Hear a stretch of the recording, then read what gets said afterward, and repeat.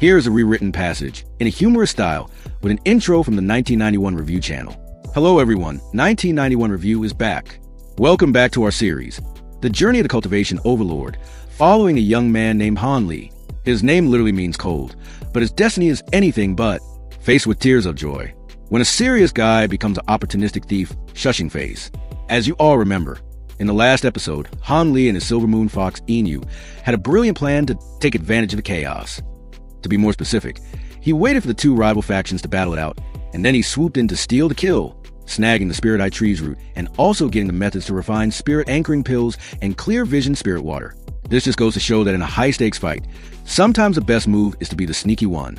Farming, raising, and cultivating Man in Lotus position. Upon returning to his cave, Han Li didn't hesitate to plant the root. He probably thought, I've already got the 9 bends ginseng here, so if I add the Spirit Eye Tree, maybe they'll boost each other. You gotta admire his why not attitude. After a few days of fending off questions about the sword testing tournament from his fellow disciples, Han Li dug back into his intense cultivation. It seems his little field trip was just the thing he needed, as his great development technique had a miraculous breakthrough. His cultivation speed was skyrocketing.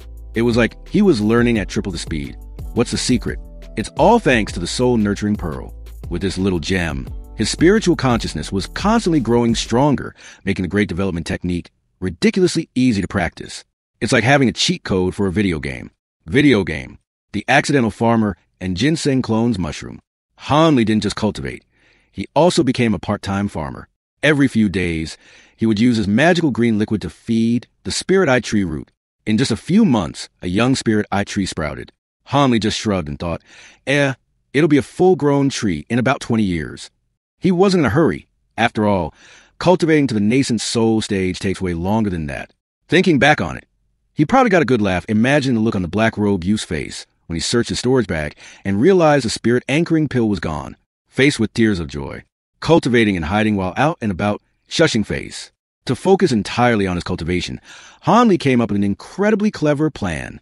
Whenever he needed to go into seclusion, he would have Inu transform into his likeness to go out and socialize with his fellow disciples. Thanks to the medicinal pills she'd been consuming, Inu's cultivation and acting skills had advanced so much that she never raised suspicion. Even the beautiful disciple named Mu, who had initially been suspicious of Han Li, finally dropped her conspiracy theories. This gave Han Li a peaceful 20-plus years at the Falling Cloud sect to cultivate without a worry. A breakthrough, refining the 9 bends ginseng pill clapping hands. 20 years flew by, and Han Li was finally ready for his breakthrough. He held in his hand the 9 bends ginseng pill, a precious medicine he had failed to refine multiple times. The pill was a milky white translucent orb, shimmering with spirit light and emitting a refreshing fragrance. What's so special about it? Han Li hadn't been cruel to the ginseng. Instead of using the whole thing, he would slice off a piece and then use his green liquid to help it recover. It was a one-of-a-kind method that turned the 9 bends ginseng into an endless supply of ingredients. A true genius. Starstruck, the sky turns and a nascent soul appears. Dragon. Han Li was fully prepared. After some self-reflection and meditation, he returned to his cave, told Inu to guard the door, and began the process of forming his nascent soul. Just then, the sky above the Falling Cloud sect went wild. The spiritual energy swirled, forming a massive multicolored vortex. A giant luminous ball of energy appeared in the sky, and a pillar of light shot up from Han Li's cave, hitting the orb.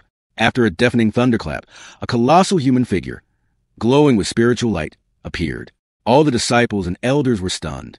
Nobody could believe that someone in the Falling Cloud sect was powerful enough to form a nascent soul. The two elders, the white-haired one and the middle-aged one named Lu, initially suspected a spy, but then decided this person must be a rogue cultivator and concluded they should probably not offend him. Faced with tears of joy.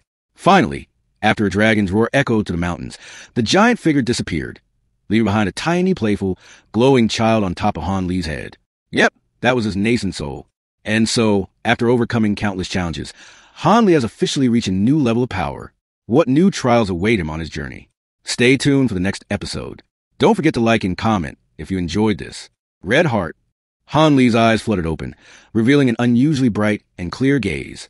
He didn't immediately stand up. Instead, a strange mix of emotions, surprise, relief, and elation, flitted across his face. He examined his hands, flexing his fingers, and then, with an almost disbelieving look, he touched the top of his head. After a long moment, the excited expression faded, and he regained his usual calm demeanor. He stretched, looked around his meditation chamber, and finally stood up. He shot a bolt of green light at the stone door, which immediately shimmered and then swung open. A stunningly beautiful woman was waiting outside, having just transformed back from her fox form. She bowed respectfully and said, "Congratulations on forming your nascent soul, Master." "Well, it seems Inu now truly accepts me," Hanli said, stroking his chin with a casual air. "But that's only natural. Your cultivation was never far below mine. If I hadn't succeeded, you wouldn't have truly submitted." "You are absolutely correct, Master," Inu replied, her face full of admiration. "With your nascent soul, you can now stand among the top cultivators. Your lifespan has increased by over 1,000 years, and with your talent, reaching the nascent transformation stage is not out of question." Hanli shook his head. "The nascent transformation stage is too far away. Don't get your hopes up too high." "I have faith in you, Master," Inu said with a charming smile. The grand revelation and a shocking discovery exploding ahead.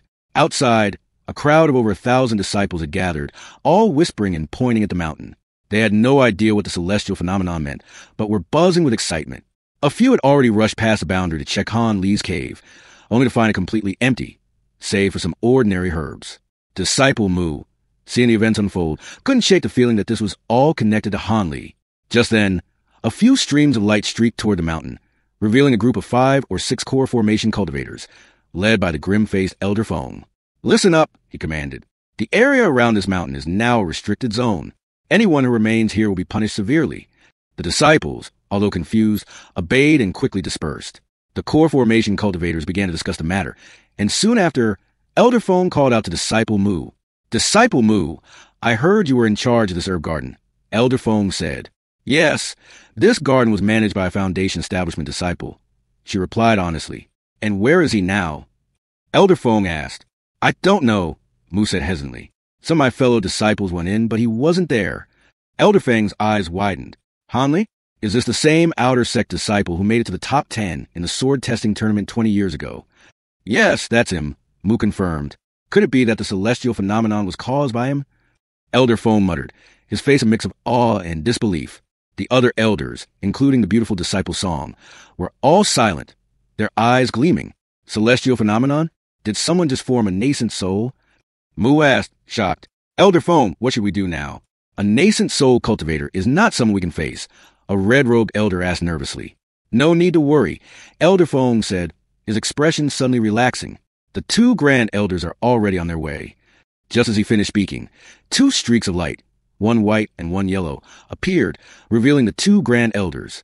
They calmly dismissed the core formation cultivators, who quickly bowed and left. Disciple Mu, before flying away, took one last look at the herb garden, a chaotic mix of emotions swirling inside her. Could it really have been Han Li? She wondered. A new power, a new proposal handshake. Outside the cave, a voice boomed out. "I am Chung Chien-Kun of the Fallen Cloud sect. Congratulations on forming your nascent soul, fellow Taoist. May my brother and I enter to pay our respects." Han Li's brows furrowed, but he quickly relaxed. "Inu, take down the restrictions. We can't hide this forever. Just make sure you don't show yourself. Your demonic aura is something a nascent soul cultivator can detect." "Yes, Master," Inu replied, and she gracefully walked out. A moment later, the 2 grand elders watched as the seemingly ordinary mountain was enveloped in a thick fog, revealing a powerful formation. They chuckled at the sight. "To think he set up such a powerful formation right under our noses, and we didn't even notice. How embarrassing." "Haha, fellow Taoists, please come in." Han Li's voice came from within the mist. "It was rude of me to cultivate here, without asking. Please do not take offense." "Nonsense," the white-haired elder replied with a laugh. "It is our sect's good fortune that you chose our humble mountain to form your nascent soul." Han Li led them into a large room where he served them some spiritual tea, brewed by a giant ape puppet. The 2 elders were impressed by the tea, and even more by the puppet, which was powerful enough to take on a core formation cultivator. "It's nothing," Han Li said humbly. "I only know a bit of puppet magic." After some small talk, the 2 elders' tone turned serious.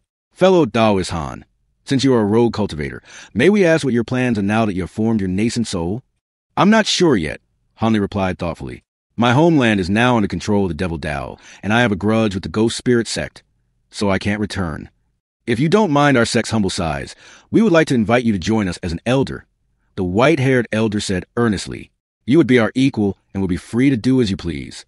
You would also have a steady supply of spirit stones and resources." Han Li pondered this offer. He knew that joining the sect would provide him with valuable insights from the two elders who had been nascent soul cultivators for centuries. He could potentially save himself years, even 100 years of arduous cultivation. "I thank you for your kind offer," Hanli said, "but I have just formed my nascent soul and need a few days to think things through. May we meet again in 3 days." The two elders readily agreed and left, leaving Hanli to his thoughts. Inu, now in her fox form, emerged from the shadows. "Master, is something wrong? You look troubled," she asked. "It's just that my nascent soul doesn't have enough magic power to maintain my human form for long," she explained. "Don't worry," Hanli said. "Once you reach the 8th rank, you will be able to maintain your human form forever. It's just a matter of time." Hanli's expression then turned serious.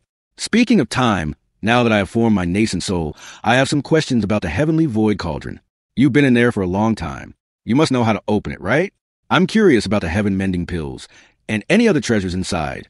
"I do know how to open it, but you may be disappointed." Inu sighed. "How so? Is my current cultivation not high enough?" Hanli asked skeptically.